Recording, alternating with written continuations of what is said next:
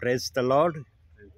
प्रभूच्या नावाला धन्यवाद देतो मी की प्रभूने ही सुंदरशी वेळ दिली. प्रियांनो, जीवनामध्ये सर्वात आशीर्वादित वेळ तुमच्यासाठी तो आहे जेव्हा तुम्ही संसार प्रपंचाच्या सर्व गोष्टी सोडून देवाच्या सानिध्यामध्ये तुम्ही 5 मिनिटाकरता जरी बसले, तो वेळ तुमच्यासाठी आशीर्वादाचं कारण आहे. कारण प्रियांनो, मनुष्याला जीवनामध्ये सर्व गोष्टी करायला फार आवडतात काही जणांना, पण काही जणांना जीवनामध्ये देवाच्या सानिध्यामध्ये वेळ द्यायला वेळ नसतो. आणि या गोष्टीचा अनुभव मला अतिशय जवळून माझ्या जीवनात मी घेतला आहे. काही जण तर मला इथपर्यंत बोलणारे सापडले, ते म्हणले, ब्रदर, मला बायबलला स्पर्श करायलाच वेळ भेटत नाही. सांगा प्रियांनो, ज्यांना बायबलला स्पर्श करायला वेळ मिळत नाही त्या प्रियजनांचं देवाच्या सानिध्यामध्ये कसं वागणं असेल, कसं ते देवाबरोबर आपला संबंध ठेवीत असतील. ज्याला स्पर्श करायलाच वेळ नाही तर ते उघडून कधी वाचणार, आणि वाचलं तर त्याप्रमाणे कधी करणार. आणि बोलताना म्हणतात, प्रभू येणार आहे, मला घेऊन जाणार आहे. सांगा, अशा प्रियजनांचं जाणं होईल का? प्रियलो, प्रभूबरोबर जाणं सोपं पण आहे, प्रभूबरोबर जाणं अवघड पण आहे. आणि या दोन्ही गोष्टी आमच्या हातात आहे. देवाने कुठंच असं सांगितलं नाही की तुम्ही 24 घंटे माझ्या सानिध्यात राहा. पण देव बाप्पाची एक अपेक्षा हर विश्वासणाऱ्याकडून असते, 24 तासात तुम्ही कमीत कमी अर्धा वेळ निवांत माझ्या सानिध्यात बसा. प्रियांनो, देवाच्या मनामध्ये ज्या गोष्टी असतात ना, त्या आम्ही एकांती बसल्यावरच देवबाप आम्हाला सांगतो. मग त्या काय देवबाप सांगाल ते देवबाप्पाला माहिती. कारण देवाच्या मनातले विचार आपण समजू शकत नाही, पण देवबाप जे आम्हाला सांगतो ते आम्हाला समजतं. का समजतं? कारण जो आत्मा आमच्यामध्ये देवाने ठेवलेला आहे तो आत्मा आम्हाला समजण्याची समज देतो. म्हणून भक्तीची सुरुवात आपण प्रार्थनेने करणार आहोत. आणि आपल्यामध्ये प्रेरणाताई आहे, प्रार्थना करल. आपण प्रार्थना करू.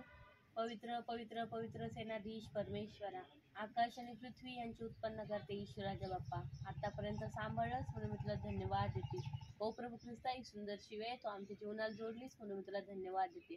ओ बाप्पा, या दुपारच्या समयला बाप्पा तो आम्हाला तुझ्या सानिध्यात बसण्याचं भाग्य दिलंस म्हणून मी तुला धन्यवाद देते ईश्वराच्या. हो प्रभू ख्रिस्ता, बाळासाहेबचे वचन सांगणार आहे ते तो आशीर्वादित कर.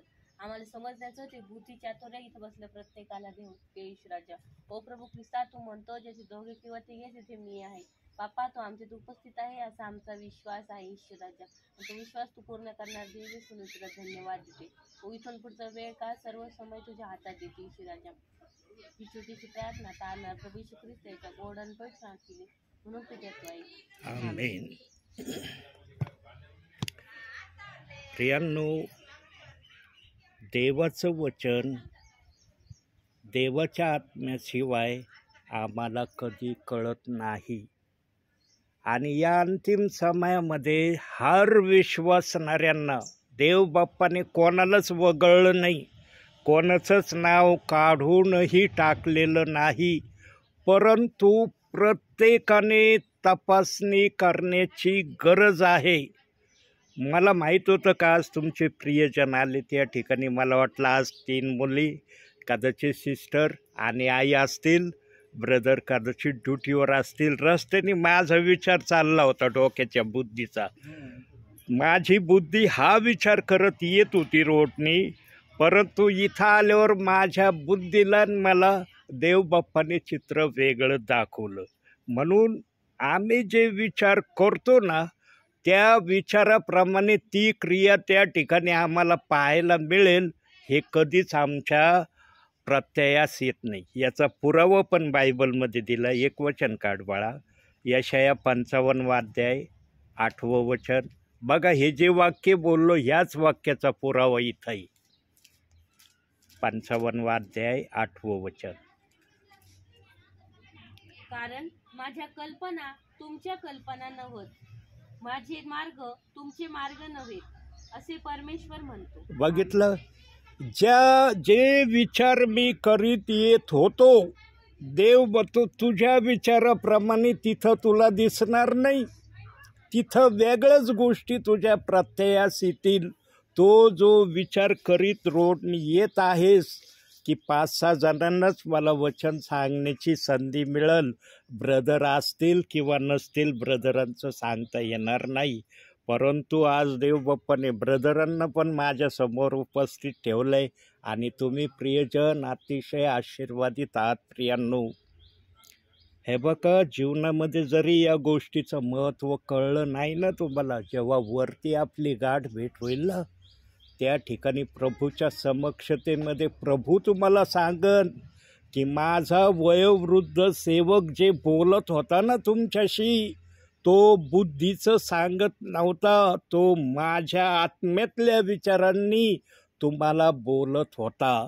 आणि प्रियांनो, देवाच्या चरणासमोर प्रत्येकाचा आत्मा देवाचं गौरव करण्याची उत्सुकता त्या ठिकाणी दाखवणार आहे. परंतु प्रियांनो, काही जणांना या उत्सुकतेपासून काही काळापर्यंत वेगळं राहावं लागणार आहे. का राहावं लागणार आहे त्यांना काही काळ वेगळं?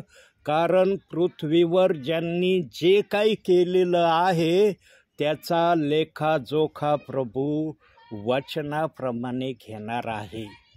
आणि प्रियांनो, काही जणांचा लेखाजोखा वचनाप्रमाणे होऊ नये म्हणून देवबाप अंतिम समयात सेवकांच्याद्वारे आपल्याशी बोलत आहे. प्रियांनो, बायबल न्याय होण्याची भाषा बोलतं आणि बायबल न्याय न होण्याची भाषा बोलतं. प्रियांनो, बहुसंख्य प्रियजनांना देवबाप्पाला न्यायामध्ये आणण्याची इच्छा नाही, म्हणून आजही देवाचे सेवक आत्म्याच्या प्रेरणेने आपल्यापर्यंत सेवेला येत आहे. म्हणून आपण काढूया आजचं संदेशाचं वचन काढूया. योहानकृत शुभवर्तमान 15वा अध्याय 11वं वचन. योहानकृत शुभवर्तमान 15वा अध्याय 11वं वचन. माझा आनंद तुम्हामध्ये असावा व तुमचा आनंद परिपूर्ण व्हावा, म्हणून मी तुम्हास या गोष्टी सांगितल्या आहेत. बघितलं, आत्तापर्यंत जे काही देवबाप्पाने सांगितलं आहे याच्यामध्ये देवाचा आनंद असतो. देव जी पण भाषा सेवकाच्या मुखातून बोलतो ना, उगाच बोलायचं म्हणून बोलायचं, यायचं म्हणून यायचं, असं देवाचा आत्मा कोणालाच पाठवित नाही. ब्रदर बोलले ना मला, अरे ब्रदर आज दुपारी आले. देवबाप्पाला जर दुपारी भेट घेण्याची इच्छा झाली ना, सेवकाला आदेश आहे, सुवेळी अवेळी तयार आहेस. सेवकाला, जो सेवक या प्रकारे देवासमोर आलाय ना त्याच्याकडूनच सेवा आहे. जो सुवेळी अवेळी तयार राहत नाही ना, त्याच्याकडून सेवा देवाच्या इच्छेप्रमाणे होईल याची शाश्वती देता येत नाही. आणि लक्षात घ्या प्रियांनो, बुद्धीने कधीही देवाची सेवा पूर्ण होणार नाही. आत्मेची सेवा ज्या ठिकाणी आहे त्याच ठिकाणच्या प्रियजनांना आणि जो आत्म्याच्या प्रेरणेने सेवा करतो त्यांना म्हणण्याची देवाजवळ साहस आणि हिंमत आहे की मी स्वर्गात जाणारा प्रियजन आहे. प्रियांनो, ख्रिस्ताच्या नावात येऊन तुमचं जर स्वर्गापर्यंत जाणं झालं नाही तर तुम्ही ख्रिस्ताच्या नावामध्ये कशासाठी आले याचा प्रश्न तुम्हाला वर तुमचं मन तुम्हाला म्हणन. पण त्यावेळेला हा प्रश्न त्याचं उत्तर तुम्हाला देता येणार नाही. कारण प्रभूच्या समक्षतेमध्ये जेव्हा प्रभू आपल्या सर्व गोष्टीचा ताबा आपल्या हातात घेईल तेव्हा मनुष्याला काही एक करण्याची संधी मिळणार नाही. जी काही संधी आहे मनुष्याला ती या ठिकाणी आहे. प्रभू येण्या अगोदर सर्व संधी आहे. मग ती कशी असो, बायबल वाचण्याची असो, प्रार्थनेची असो, आज्ञा पालनाची असो, सर्व गोष्टीची मोकळीकता या ठिकाणी आम्हाला देण्यात आलेली आहे. आता आमचा समय चाललाय, पण जेव्हा प्रभू येईल तेव्हा प्रभूचा समय सुरू होणार आहे. आणि प्रभूचा जेव्हा समय सुरू होईल तेव्हा प्रभू आपल्या मनातल्या योजनेप्रमाणेच प्रत्येकाचा न्याय करणार आहे. न्याय केल्याशिवाय प्रभू कोणाचाही राहणार नाही. ज्यांना न्यायाच्या प्रक्रियेतून देवबाप वगळील त्यांचा न्याय होणार नाही. म्हणून प्रियांनो, आपल्या भावी जीवनामध्ये असा निश्चय करा की माझा न्याय माझ्या स्वर्गीय बापाने करू नये, मी न्यायापासून वेगळा होईल. अशा प्रकारे मला जगण्यासाठी, अशा प्रकारे मला जीवनामध्ये जाण्यासाठी काय करावं लागेल? फक्त 3 गोष्टी आपल्या भावी जीवनामध्ये कमीत कमी अर्धा तास, 24 तासामध्ये अर्धा तासही फार वाटत असला तर 20 मिनटं तर तुम्हाला वेळ द्यावाच लागेल. आणि त्या कसं द्यायचा? शास्त्र वाचन 5-1 मिनटं वाचा, 10-1 मिनटं प्रार्थना करा, आणि जे काही तुम्ही हे केलं आहे प्रार्थनेनंतर त्याच्यावर थोडंसं मनन करायला बसा.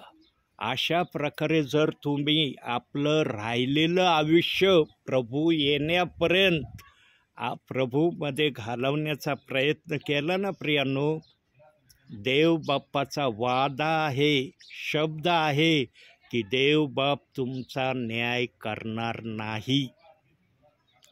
इथं हे शब्द तुम्हाला ऐकवले जात आहेत. वरती जर या वाक्याप्रमाणे तुम्ही आपल्या भावी जीवनामध्ये कोणाला न सांगता, कोणाला न दिसता प्रभूमध्ये तुम्ही आपलं आचरण असं ठेवलं ना, वर देवबाप या गोष्टीची आठवण करून देईल की माझा आत्मा माझ्या सेवकाच्या मुखातून जे बोलला होता की तुमचा न्याय मी करणार नाही, या शब्दाप्रमाणे मी तुमचा न्याय करत नाही. आणि स्वर्गामध्ये ना फक्त आमचे आत्मे राहणार आहेत बरं का. हे भावी शरीर आमचं कदापिही स्वर्गात जाणार नाही. ही माती आहे, मातीला जाऊन हे मिळणार आहे. परंतु जो आत्मा, जो श्वास देवबाप्पाने मातीच्या पुतळ्यामध्ये फुंकला होता, तो आत्मा आमच्याबरोबर स्वर्गामध्ये असणार आहे. आणि स्वर्गामध्ये आम्हाला एक नवीन शरीर मिळणार आहे, पवित्र शरीर मिळणार आहे, ज्याच्यावर पापाचा डाग न लागलेलं शरीर आम्हाला देवबाप प्रदान करणार आहे. आता बघा, हे शब्द देवबाप बोलत आहे. खरंच असं होणार आहे का? खरंच देवबाप असं करणार आहे का? खरंच अशी गोष्ट बायबलमध्ये लिहिली का? जर बायबलमध्ये असलं तर आम्हाला म्हणता येईल आलेले वयोवृद्ध सेवक जे काही सांगत आहे हे खरोखर बरोबर सांगत आहे. पण जर आलेले वयोवृद्ध सेवक आम्हाला वचनातून याचा पुरावा दाखवत नाही तर आम्ही कसा विश्वास ठेवावा की खरोखर आम्हाला वरती एक नवीन शरीर दिलं जाणार आहे? तर बघूया आपण हे शब्द खरे आहेत किंवा खोटे आहेत. पहिले करंथीकराचं पत्र 15वा अध्याय 51-52 2 वचन वाचा. पहा, मी तुम्हास एक रहस्य सांगतो. आपण सर्वच महानिद्रा घेणार नाही, तरी आपण सर्वजण बदलून जाऊ. क्षणात, निमिषांत, शेवटला कर्णा वाजेल तेव्हा त्या कर्णाला वाजेल मेलेले ते अविनाशी असे उठले जातील आणि आपण बदलून जाऊ. आपण बदलून जाऊ. बदलून जाऊ म्हणजे काय, आपल्याला एक नवीन शरीर, या शरीरातून जो आत्मा निघणार आहे बाहेर, त्या आत्म्याला ताबडतोब शरीर मिळणार आहे. आणि जे शरीर त्या आत्म्याला त्या समयात दिलं जाणार आहे ते शरीर पवित्र असणार आहे, पापविरहित ते शरीर असणार आहे.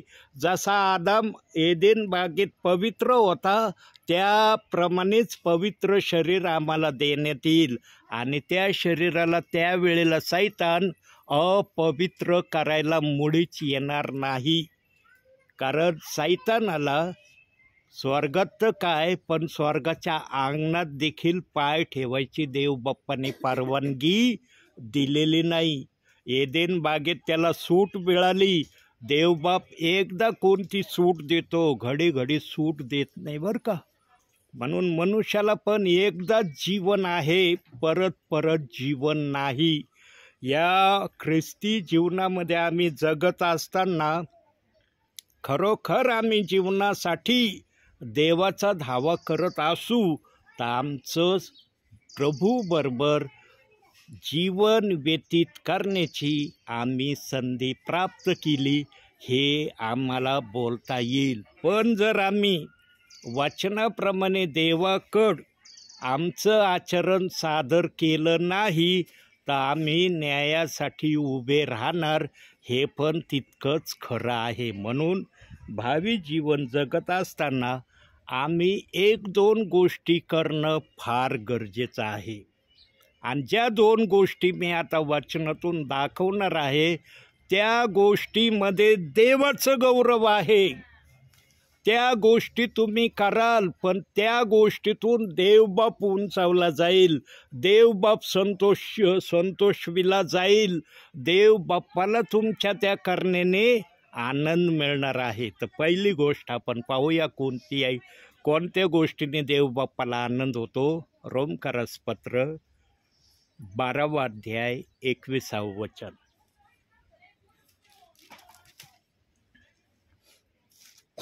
वाईटाने जिंकला जाऊ नको, तर बऱ्याने वाईटाला जिंक.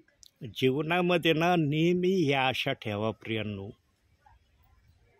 कोणी तुमचं कितीही वाईट करण्याची योजना कोणीही करो, कितीही तुमच्यासाठी वाईटाचा खड्डा कोणी खोदू, तुम्ही कधीच काळजी करू नका की अरे हा वाईटाचा खड्डा माझ्यासाठी खंदित आहे आणि या खड्ड्यामध्ये मी पडावा म्हणून तो एवढे कष्ट घेतोय तो खड्डा खोदण्यासाठी. देवबाप्पाच्या राज्यामध्ये याचं गणित उलटं आहे. आम्ही जे गणित ठरवतो ना ते आमच्या बुद्धीचं गणित असतं, पण देवाच्या बुद्धीचं गणित उलटं असतं. कसं असतं बघूया वचनातून. नीतिसूत्रे 26वा अध्याय 27वे वचन. बघा देवाचं गणित कसं आहे. जो खाच खणतो तो तीत पडेल, जो धोंडा लुटितो त्याचवर तो उलट येईल. जो खाच खंदितो तोच त्याच्यात पडल. खाणारा यासाठी खड्डा खोदतो, अरे मी अमुक व्यक्तीला याच्यात टाकण्यासाठी श्रमाने हा खड्डा खणतोय, पण देव म्हणतो हा श्रमाने खड्डा तू खणतोस ना, याच्यात तुला जावं लागणार आहे. तो मुळीच जाणार नाही ज्याच्यासाठी तू हा खड्डा खोदित आहे. म्हणून प्रियांनो, ख्रिस्ती मानवणारे प्रियजन या जगाच्या पाठीवर सुरक्षित प्रियजन आहे. कुणीतरी आमची काळजी करणारा आहे हे आम्ही सतत लक्षात ठेवलं पाहिजे. पण त्यांना हे म्हणता येईल जे प्रभूच्या सानिध्यामध्ये राहतात, प्रभूच्या योजनेप्रमाणे चालतात आणि प्रभूला आवडणाऱ्या गोष्टी करतात. त्यांच्यासाठी ही सुरक्षितता देवबाप्पाने वाचलेल्या वचनाप्रमाणे ठेवलेली आहे. ही सुरक्षितता सर्वांसाठी नाही, वचन सर्वांसाठी आहे, परंतु सर्वजण त्याप्रमाणे जर चालणारे असले तर त्यांच्यासाठी ते वचन आहे. जर कोणी त्याप्रमाणे चालणारे नसतील त्यांना या अंतिम समयामध्ये शेवटची संधी देवाच्या इच्छेप्रमाणे चालण्यासाठी देवबाप्पाने उपलब्ध केलेली आहे. प्रियांनो, आता मागच्या आठवड्यात एक संदेश माझा झाला. वाईटावरच देवबाप्पाने संदेश दिला आणि जवळजवळ 1 तासाचा तो संदेश देवबाप्पाने नेप्ती या ठिकाणी एका परिवारात दिला. आणि इतका सुंदर संदेश देवबाप्पाने 1 घंट्यामध्ये दिला. ते नेप्तीकर इतके आनंदले. ते म्हणे, ब्रदर अजून थोडंसं तुम्ही बोलायला पाहिजे होतं. मला आता देवाचा आत्मा जेवढा माझ्याशी बोलला तेवढा मी बोललो. आता मला बुद्धीच्या बाहेर थोडी ना काही सांगता येणार आहे. माझी बुद्धी इतकी सक्षम नाही की देवाचा आत्मा बोलणं थांबवलं म्हणजे माझी बुद्धी पुढं सांगायला सुरुवात करेल. आत्म्याला जेवढं आवश्यक वाटलं तेवढं आत्म्याने आपल्याला कळवलं आहे. आणि निघते वेळेस ते प्रियजन काय म्हणले माहिती आहे? त्या घरातली प्रमुख व्यक्ती म्हणे ब्रदर, जेव्हा पण तुम्ही आमच्या घरी प्रेयरला येता ना, आम्ही खूप आशीर्वादित होतो आणि आम्ही वाट पाहतो की वयोवृद्ध देवाचे सेवक आमच्या घरी प्रेयरला कधी येतील. प्रियांनो, ज्यांना वचनाची गोडी लागते ना, त्यांना वचन ऐकणाऱ्याची गोडी लागते. हे या विधानातून देवबाप्पाला आपल्याला सांगायचं आहे. म्हणून वचनाची गोडी आमच्यामध्ये येण्यासाठी आम्ही वचन वाचणारे असलं पाहिजे. प्रियांनो, 24 तासामध्ये एक तरी वचन वाचणारे तुम्ही असा.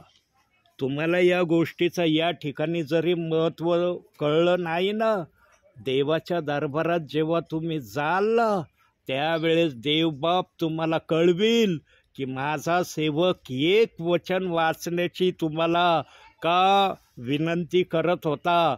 हे माझा आत्मा सेवकाच्या मुखून तुम्हाला कळवित होता. प्रियांनो, एका वचनातूनही देवबाप आपल्या विश्वासणाऱ्यांना भरपुरीने आशीर्वाद द्यायला समर्थ आहे. 1 अध्यायामध्ये पण देवबाप तेवढे आशीर्वाद द्यायला समर्थ आहे जेवढं एका वचनातून देवबाप देण्याची अपेक्षा करतो. दुसरी गोष्ट पाहूया आपण. त्यासाठी काढूया रोमकरसपत्र 14वा अध्याय 18वं वचन.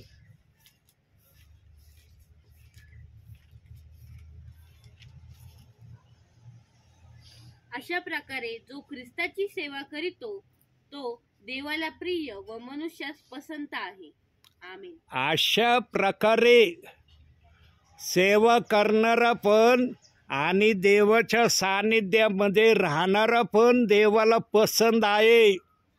देवबाप फक्त सेवकालाच पसंत करतो आणि ऐकणाऱ्या प्रियजनांना नाकारतो असं नाही. प्रियांनो, ऐकणाऱ्यांना तर देवाच्या सेवकापेक्षाही देवबाप जास्त पसंत करतो. आता तुम्ही म्हणता कसं काय बाबा, सेवक आम्ही इतकं सेवकांचा आदर करतो, देवाचे सेवक आले म्हणजे आम्हाला साक्षात वाटतं सेवक नाही आले, आमच्या घरामध्ये प्रभू आले. चांगली गोष्ट आहे प्रियानो. तुमचे हे जे विचार आहे हे काही वाईट विचार नाही, परंतु देवबाप या विचारापेक्षाही पुढची भाषा आपल्याला सांगत आहे. ठीक आहे, तुम्ही म्हणता देवाचे सेवक आले, प्रभू आले. तुम्ही जर नसले, कुणीच नसले, आता मी जेव्हा आलो या ठिकाणी जर कुणीच मला दिसलं नसतं, कुणाला वचन सांगितलं असतं मी? कुठं वेळ घालवला असता मी? आला असतं का मला वेळ घालवता किंवा वचन सांगता आलं असतं? ह्या झाडांना कळल का माझा निरोप? ह्या पृथ्वीला जर मी सांगितलं तर तिला कळल का की मी काय बोलत आहे? म्हणून हाताने घडवलेला मनुष्य ज्या ठिकाणी आहे त्या ठिकाणी देवबाप आपल्या सेवकाच्या द्वारे बोलतो. म्हणून सेवकापेक्षा ऐकणाऱ्यांना देवबाप जास्त आशीर्वाद देण्याची तयारी ठेवतो, असं हे वचन आपल्याला सांगत आहे. प्रियांनो, जीवनामध्ये सेवा करायची ज्यांना संधी मिळती किंवा ज्यांना सेवेमध्ये जाण्याची संधी मिळती त्या प्रियजनांसारखे दुसरे आशीर्वादित या भूतलावर कोणीच नाही. प्रियांनो, आमचा शत्रू सैतान याने आपल्या दुष्ट आत्म्यांना फक्त एक आदेश दिलाय. काय आदेश दिलाय? आता मागच्या आठवड्यात माझ्या व्हॉट्सअपला एक क्लिप आली होती 1 मिनिटाची, आणि नरकामध्ये सैतान खुर्चीवर बसला आहे आणि दुष्ट आत्मे असे त्याच्या समोर उभे आहेत, आणि दुष्ट आत्म्यांना सैतान सांगत आहे, पृथ्वीवर जाऊन फक्त ख्रिस्ती लोक प्रभूच्या सानिध्यात जाणार नाहीत, यासाठी तुम्हाला काय करता येईल ते तुम्ही करा. मी तुम्हाला पूर्ण अधिकार देतो, पूर्ण मोकळीकता देतो. त्यांना कशामध्ये पण व्यस्त करा, ते फक्त देवाच्या सानिध्यात आले नाही पाहिजे. म्हणून बघा प्रियांनो, 1-2 उदाहरणं देवबाप देत आहे. काही जण आज पैशामध्ये व्यस्त झालेत. काही जण पैशामध्ये इतके व्यस्त झालेत की त्यांना देवाचं नाव घ्यायला देखील वेळ सापडत नाही. प्रियांनो, हे दुष्ट आत्मे अशा काही मोहांमध्ये मनुष्याला पाडण्याचा प्रयत्न करतात की त्यांची फक्त योजना आणि इच्छा एवढीच असते, पृथ्वीवरच्या विश्वासणाऱ्यांनी देवाचं नाव घेऊ नये, देवाच्या सान्निध्यात जाऊ नये, देवाची प्रार्थना करू नये. आणि काही ठिकाणी या गोष्टी अशा घडत आहेत प्रियांनो. या गोष्टी कोणत्या ठिकाणी घडत आहेत? जे प्रभूच्या वचनाप्रमाणे चालण्याची प्रक्रिया देवबापाला दाखवित नाही, त्यांच्या जीवनामध्ये या गोष्टी झाल्याशिवाय राहत नाही. जे प्रियजन कमीत कमी बायबलचं एक वचन जर वाचित असतील ना, ते प्रभूच्या आज्ञेप्रमाणे चालणारे प्रियजन आहे. म्हणून प्रियांनो, एक वचन वाचण्याची तयारी आजपासून सर्वांनी करा. मी असं नाही म्हणत की कोणी वाचत नसतील. जे वाचत नसतील प्रियांनो, त्यांनी आजपासून निश्चय करा, अरे आम्ही या वयोवृद्ध सेवकाच्या मुखातून ऐकलं की एक वचन वाचत जा. खरोखर मी माझ्या भावी जीवनात एक वचन वाचत नाही, आजपासून वचन वाचण्याची मी तयारी ठेवेन. प्रियांनो, वचनामध्ये काय सांगितलं, एक शब्द सांगतो. तुम्ही जर आजपासून ते वचन वाचायला लागले ना, बघा तुमच्यासाठी बक्षीस देवाने कसं ठेवलंय. बाळा, शेवटचा शब्द काढायचा. मत्तेकृत शुभवर्तमान 19वा अध्याय 30वं वचन.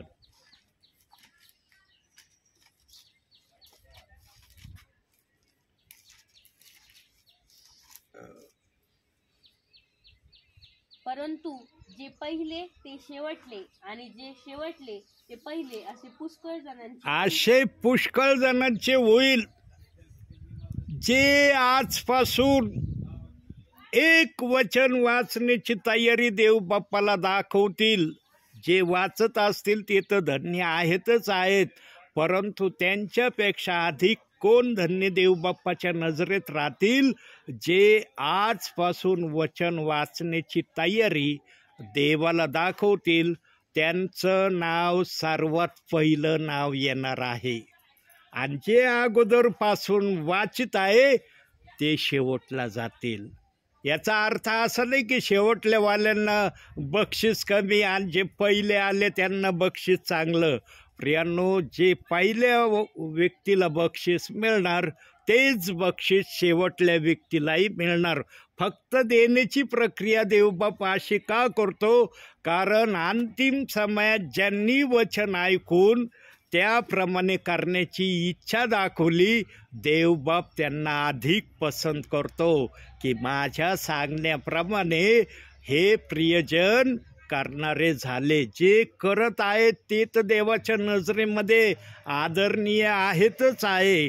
जेव्हा उधळ्या पुत्राने आपली सगळी संपत्ती आयशीमध्ये उधळून आला आणि जेव्हा बापाकड फाटके तुटके कपडे घालून मळक्या साळक्या अवतारात आला, तेव्हा जो त्याचा दुसरा मुलगा होता त्याला असं वाटत होतं की बापाने या मुलाला घरात घेऊ नये, याचा स्वीकार करू नये, कारण याने आपली सर्व संपत्ती नासधुशीमध्ये उधळून आला. परंतु देव बाप्पाचं हृदय असं नव्हतं. देव बाप्पाने त्याच्यावर दया केली आणि त्याला तो सन्मान दिला जो सन्मान घेण्यास तो योग्य होता. पण तो उधळ्या पुत्र आल्यावर आपल्या बापाला एक शब्द बोलला. तो म्हणला, मी स्वर्गाविरुद्ध आणि तुमच्या विरुद्ध पाप केला आहे. मी तुमचा मुलगा म्हणवण्यास आता योग्य राहिलेलो नाही. मला एक नौकर म्हणून आपल्या इथं ठेवा. परंतु बाप म्हणला, अरे तू माझा मुलगा आहेस, मुलाला मी नौकर कस काय बनवू? ठीक आहे, तू तुझी सगळी संपत्ती आयशीमध्ये उडवून आला, याचा अर्थ असा होत नाही की तू माझं कुणी राहिलेलं नाही. बापाने तो सन्मान दिला प्रियांनो मुलाला, ज्या सन्मानाचा तो योग्य होता. सांगा प्रियांनो, तुम्ही जर देवाचं एक वचन वाचायला आजपासून सुरुवात केली, तुम्ही देवाच्या नजरेमध्ये कसे व्हाल? देवबाप तुमचा कसा आदर सन्मान करील? प्रियांनो, तोच आदर सन्मान तुमचा पण केला जाईल जो सन्मान देवबाप्पाने उधळ्या पुत्राचा केलेला आहे. आमचा देवबाप दयेचा सागर आहे. आमचा देव दयाळू आहे. त्याला दया करणं सर्वस्वी आवडतं आणि जे दयेचे पात्र होतात प्रियांनो, त्यांना तर देवबाप कधीही आपल्यापासून एक सेकंदही दूर करत नाही. म्हणून देवाच्या सान्निध्यामध्ये राहायचं असेल तर आम्ही देवाचं ऐकणं, देवाच्या इच्छेप्रमाणे करणं, यामध्येच आमचं कल्याण आहे. म्हणून आजच्या छोट्याशा संदेशातून देवबाप तुम्हाला आणि मला भरपूर आणि भरपूर आशीर्वाद देऊ. आमेन. निकिताताई प्रार्थना करतील. आपण प्रार्थना करू. पवित्र पवित्र पवित्र सेनाधीश परमेश्वरा, आकाशाने पृथ्वीचे उद्धारकर्ते ईश्वराच्या आतापर्यंत सांभाळ आम्ही जे वचन वाचलं ते समजण्याचं बुद्धी चातुर्य येतो आम्हाला. ते समजण्याचं आम्हाला सामर्थ्य देते ईश्वराजा. बाप्पा, त्या वचनात तू आम्हाला चालव आणि वाढव. तसे प्रत्येकावर मी तुझा आशीर्वाद करते ईश्वराजा. प्रत्येकाचं तारण करता, उद्धार करता आणि रक्षण करता तू. प्रत्येकाच्या अडीअडचणी तू जाणून घे. प्रत्येकाच्या इच्छा तू पूर्ण कर ईश्वराजा. तुझ्या तारणाचा अनुभव तू सर्वांना घडव. बाप्पा, पालक साहेबांना तू आशीर्वादित कर. त्यांचं येणं जसं आशीर्वादित केलंच त्यांचं जाणंही आशीर्वादित कर. कसल्याही अडीअडचणी तू त्यांना ठेवू नकोस. त्यांचं तारण करता आणि उद्धार करता तू. बाप्पा, या घरातील प्रत्येकाला तू आपल्या आशीर्वादाने भर ईश्वराजा. या घराला विशेषतः आशीर्वादित कर. आजच्या समयला जे आजारी असतील त्यांना तू उत्तम आरोग्य पुरव. प्रत्येकाला उत्तम आरोग्य तू दे. कोणालाही कसली अडचण येऊ नकोस. या घराला तू विशेषतः आशीर्वादित कर. आम्हा सर्वांना तू आपल्या आशीर्वादाने भर. तुझ्या भयात, तुझ्या मार्गात आणि तुझ्या सत्य वाचनात तू आम्हा सर्वांना वाढव. छोटीशी प्रार्थना करणार प्रभू येशू ख्रिस्त याच्या प्रिय आणि गोड नावात म्हणून द्या. आमेन. हे आमच्या स्वर्गातील बापा, तुझे नाव पवित्र मानले जावे. तुझे राज्य जसे स्वर्गात तसे पृथ्वीवर. तुझे इच्छे प्रमाणे आमची रोजची राज जसे आमच्या सूर्य आमचे निवास आणि आम्हास प्रसन्न नको, तर आम्हास कारण की राज्य, सामर्थ्य आणि गौरव ही सदा तुझीच आहे. आमेन. प्रभु येशू रक्त की जय. प्रभु येशू रक्ताचा जय जयकार असो. आमेन.